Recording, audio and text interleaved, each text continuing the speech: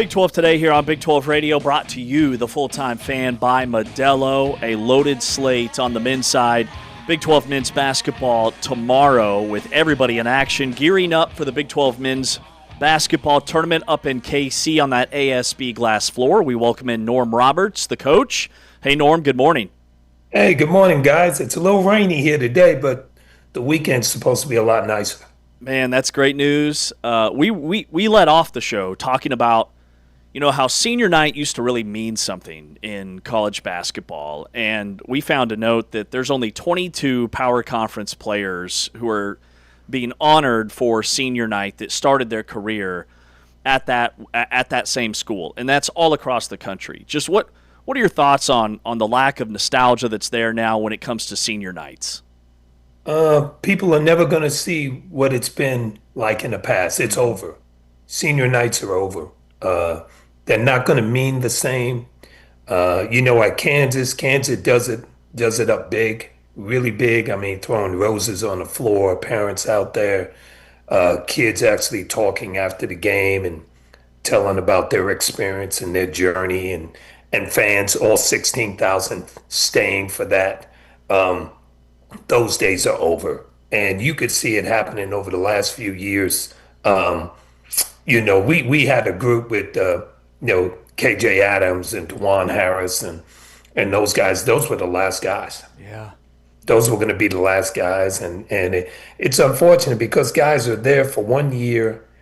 They really don't know what it's like to really be a Jayhawk, a Cougar, whatever your team's mascot is. They really don't know what it's like to be a player there for 4 years and feel the love of the fans and everything. It's different. Yeah, well said. The other thing we were hearing about you talk about before the segment started was the idea that maybe conference tournaments will go away. What's your feeling on that? Right now you've got head coaches all over the country that have had great years, and done a very good job. And now they know that NCAA tournament is coming. Really, all they're worried about is rest, let their guys get their legs back under them, and let's get ready to play in the big tournament. And the conference tournaments are great for the fans. It's great for the conference, obviously, and that stuff. But those coaches are worried about the following week even more, because in the conference tournaments, yes, if you lose, you're out, but you still got another week. So it's not like you're one and done. Next weekend or the following weekend, you're one and done. If you don't, and if you don't have the energy and you don't have the legs, if God forbid somebody gets hurt in the conference tournament. We had this a couple of years ago when Coach was ill a little bit and was out, and we had made it. We were the number one overall seed, and we made it to the championship game against Texas. We had to beat West Virginia, and then we beat Iowa State, and then we played Texas in the championship. And in that game, we didn't have Kevin McCullers. Grady Dick sprained his ankle. That wasn't bad, but it was like, sit him.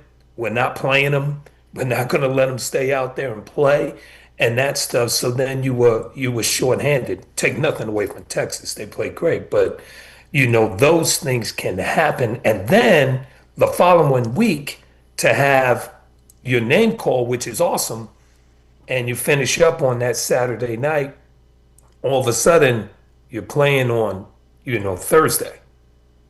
And that's now, so you got to travel, you got to get out there by Tuesday, all that type of stuff. It's not a whole lot of rest for you guys. Yeah. It's not a whole lot of rest. So it makes it tough. I'd love to see if that's the path we're headed down or the road we're headed down. I'd love to see these conference tournaments almost become like bracket busters used to be, where you have maybe these teams, like 8 teams participating for each conference, which would be basically half of the field, but the teams that really need those wins for their NCAA tournament hopes. I think they could do something like that. I do think I've heard this. On the flip side of that, I've heard people talk about, why don't you make a preseason tournament? So bring all the teams to one spot and have a preseason tournament to see where your teams are and that type of stuff.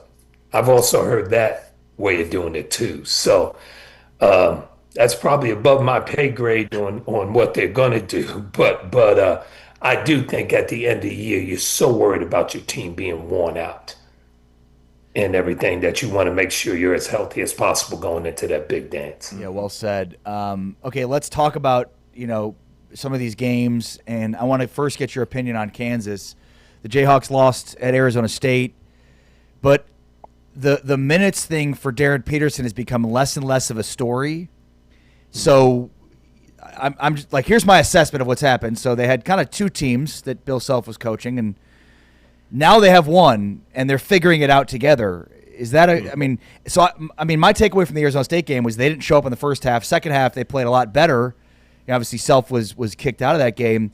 But I was encouraged to a degree by what I saw in the second half because of that fight, but also because, like, they're finally going through the motions of what a team needs to do in order to get those, little plays together. And Peterson's getting to the rim more. He's facilitating more. So I think we're starting to see some signs about this team really coming together more. Yeah, I think that they didn't play well in that first half. They didn't play with the right energy. I know Coach was disappointed in that. Give Arizona State credit. I knew it was going to be a tough night when the first basket they made was a backboard three from Diop. And I'm going, are you kidding me? Yeah, right. Are you kidding me? You can already see it. And they didn't play with the energy and the force. I think they missed 12, maybe 15 shots at the rim in the first half that they didn't finish plays. So I thought they showed great fight in the second half. And got themselves back in the game. But the key for them in that game was there were some crucial loose balls and rebounds that they just did not get. They just did not get. And that's how it's going to be in the conference tournament. That's how it's going to be in the big dance. Those critical small plays you have got to make. You have got to make. Every game is going to come down to maybe a last possession, and you have to be prepared for that. And they obviously didn't play well in the first half, but played much better in the second half. And I think they're getting to know each other. I think they know how to play with each other and those things. But the one thing that's important is that everybody plays aggressively. And when they do that, they're really, really good. Talking with the coach, Norm Roberts, here on Big 12 Today on Big 12 Radio. Norm, Grant McCaslin had some comments after Texas Tech's last game about this time of year, like the wear and tear of the season. Some teams are just ready for the year to be over, and other teams are really still dialed in practice. Do you think, like, is that why we're seeing some of these massive upsets and just so unpredictable basketball results this time of year? Yeah, I agree with that. I mean, TCU is fighting for their lives. They're fighting for their lives to get into the tournament. You could see they had a different edge to them when they were playing. Every possession mattered, whereas Texas Tech goes on a nice run without topping, winning 3 in a row. Everybody's patting you on the back. You're still ranked number 10 in the country. You're trying to get to the end, because you've already done your job, and even more after losing topping, where TCU comes in there and says, hey, man, we got to if we can get this signature win, this is going to help us get into that dance and get a nice seed. So I give Jamie Dixon and his staff all the credit in the world. They went in there and they played their tails off. It meant something to them. Now, I thought Texas Tech played hard, but Texas Tech is going to be a team now that it's a make or miss team. If they're shooting well, they give everybody props. They're going to give everybody because they can spread that floor. If they're not making threes and you can defend them, they're going to struggle because they don't have a guy they can throw it to in the post and go get you a basket or go get fouled and stem the tide if things are going wrong. Who's impressing you right now in the Big 12? TCU. Yeah. Probably. TCU would be the team that, to me, that's fighting. And the other team would be Cincinnati.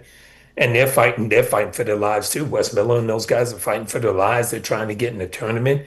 They hear all the talk about maybe their coach and something could happen. And those guys are fighting, and Thane is playing out of this world for them. I know they expected Mustafa to play like that earlier, but he's playing terrific basketball here at the end of the year. And so Cincinnati and TCU are probably two of the hottest teams besides Arizona, Yeah. probably two of the hottest teams in the league right now. Norm, how much do you think the tournament selection committee should take into account how Cincinnati is playing right now versus their overall body of work? I think you should look at it in terms of how the team's playing because teams develop over time. They get better, and you hope. And so I think they should take into account of how they're playing now. But you know, you can have some of the losses that they had, especially at home earlier in the year, and not count those in there. And because they did have the same team for the most part, I don't know if they had any significant injuries at that time, but I think they're going to take it into thinking about it. I think they think that it's something that's important, but I also think if they can make a nice run and maybe make it to a semis in the Big 12, and who knows it, because defensively they can guard anybody and they have the length, so they can give people a lot of trouble. TCU can give people a lot of trouble too. So if one of those guys can get to the semis and those things, I think it's going to bode well for them getting in the tournament. Who, aside from Arizona, do you think is poised to make a deep run potentially in the tournament? What are some other Big 12 teams aside from Arizona that you think could make a run and be a Final Four team? Obviously Houston, because no one knows what it's like to go up against that defense and the Kellen Sampson team unless you're in the league and you're playing against each other. When you get that on a one day rest or something like that, woo-hoo, you're not ready for that. You're not ready for that. So I think Houston obviously can make a big run. Arizona, we know, can make a huge run. Kansas can make a run. Because with the NCAA tournament, and obviously Iowa State can too. So in the NCAA tournament, it really is about matchups. It's about matchups. It's about somebody gets knocked off that you thought you were going to play, and now it's a different team that's going to play you. There's upsets, those things that happen. And if you get the right matchups, you can move on through pretty good. It just depends on those matchups that happen during the tournament. Norm, what do you chalk up to Peterson's shooting night the other night in Tempe? Did he just lose his legs? He was just off, or did Arizona State find something to make it difficult for him? And how does he bounce back? I actually don't think it had anything to do with his legs or anything to do with Arizona State's defense. I think he just had some wide open looks that he normally makes, and he didn't make them. Mm-hmm. He missed some floaters that he's been making all year. It was a bad, and it wasn't just him. It was a bad shooting night for Kansas as a team. They were bad shooting the ball, and Coach always talked about this. And if you're going to win on the road, no matter who you're playing, you have to defend, you have to rebound, and you have to not turn it over. Okay? If you do those three things, and the fourth thing would be take good shots, you got a chance to win. And I thought Kansas in the first half didn't defend the way they needed to. They didn't rebound the way they needed to, which allowed Arizona State to get out to a lead on them. And that's going to be tough to come back from. And they did a great job. They cut it to 2. But now maybe you're kind of fatigued in those things, and you got to make those plays. But I think it was just a bad shooting night for everybody all around. But people are paying a lot more attention to Darren. And Darren's going to have to play through physicality. He's going to have to understand they're going to be physical with him. Mm-hmm. And he's not going to get those calls. Not going to get those calls in the NCAA tournament. Got to play through it. Yeah. What's your favorite barbecue place in Kansas City, Coach? I'm actually a Q39 guy. Yeah. Okay. I kind of like Q39. I love their burnt ends. They actually built one, and they had a soft opening in Lawrence yesterday that me and my wife went to lunch, and had some barbecue there. And it was pretty good. It was really good. I think it's going to be really good for Lawrence because they didn't really have a big time barbecue place in Lawrence, and I'm giving them a promo right now. And believe me, after we had lunch, I was sleeping about 30 minutes, so that's when you know it's good. And it's the same. I mean, food quality, it's the same. It's the same deal. Yes. Food quality is the same. We may have to make a trip to Lawrence. We've been going to the Q39 KC, and every year I go to KC, I'm like, we should go to Lawrence, and we never do. This will give us a good reason to go to Lawrence. That's big time. That's a game changer. Yeah, it's going to be nice. It'll be good. All right, Coach. Thanks for your time. Can't wait to see you next week up in KC. Look forward to seeing you guys. Have a great day. Take care, Coach. That's the coach, Norm Roberts, here on Big 12 Today on Big 12 Radio. You still have never been, right? To what? Q39? I've never been to Q39. Oh, we went to, I forget. Come on. Dozens of times. That's T-Chains. Oh, T-Chains. Yeah, I have not make been. it. Q39. I couldn't remember because you never do anything socially with us. 1,000 times. You're always, 1,000 times. You're always against hanging out with Come us on. socially. I was there first month it opened. At Big 12 Media Days in Kansas City, James and I were going to share an Uber, and he's poof, As gone. long as I'm in bed by 9 p.m. Okay, we've got a lot happening. All right. James, you want to take an Uber? Poof. Oh, okay. We'll see you at the airport then. Chatty Cathy over here. I don't have time for that. All right, coming up next, it's our Modelo Spring Road Trip. Okay, we are touring Big 12 country. We go down to Houston. Houston finished 4th in the Big 12 last year. You'll hear from head coach Willie Fritz as we talk with him. Coming up in about 20 minutes, we break down the Cougars. Next on Big 12 Today, brought to you by Modelo, exclusively on TuneIn and Big 12 Studios.